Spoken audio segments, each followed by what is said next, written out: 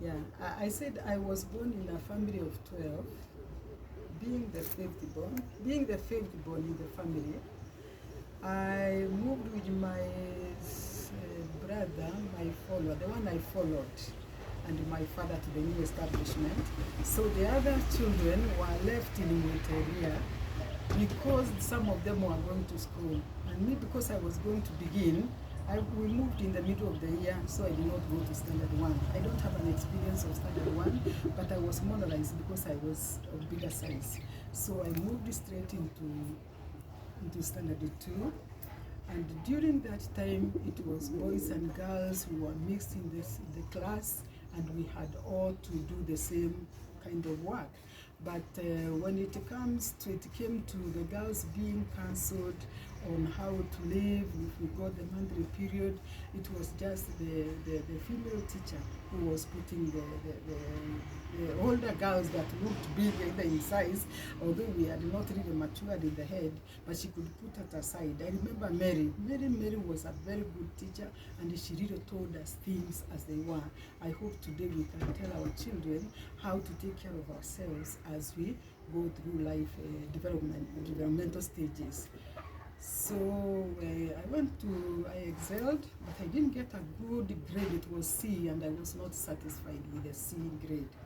I went and repeated in Michoromone, which is in Gitimene, and I got my A, all the points, and I decided Gagan Girls was my school of choice. That is where I went for high school, and that was a school I loved. I was called in Alliance, but I did not want to go far from home.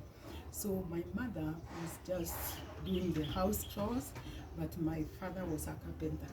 And as he went about building people's homes, chairs and tables, I was very keen in seeing what he was doing. And so I worked with him as he was doing his carpentry work. And that is how I got interested in measurements, and mathematics really became part of me at a very early age. And I excelled very well in mathematics all through. Sabu has been really my best subject, physics and all the science subjects. So I think in the next series I will talk about my college life after that, and the experiences that we got, the activities that the girls were doing.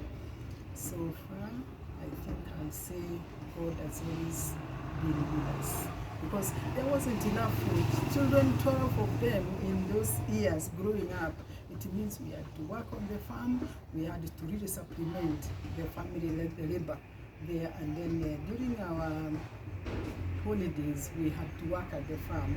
The farm was barely 10 acres, the new farm, because the other family members also joined us later, but we had to work on the farm, doing the weeding, doing the planting, and observing how the crops were growing. And that's how I became interested in agriculture, and I did a lot of things on farming. And so it was a journey that was not easy, because there was poverty, then there was the food was plenty because we could get fruits in the bushes, but this idea of really lacking, it was because it was many family members in one house. We had to share the beds. At one time we had to share the beds. Like, for example, three girls or 4 girls would sleep in one bed, some facing one side, the north, others the south, but we were comfortable. The houses, we had to sprinkle water so that the dust would not really take toll in our lives, but we also wanted to beautify with the cow dung, with the wood ash, just to beautify the walls and the floors of the house.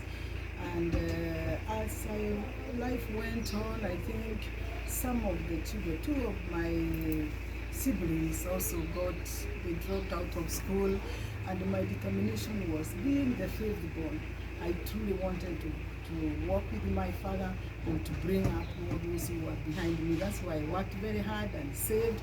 I never put on clothes that were really competing with the other young people, because I had to do a lot of saving to support my father, to educate the other children.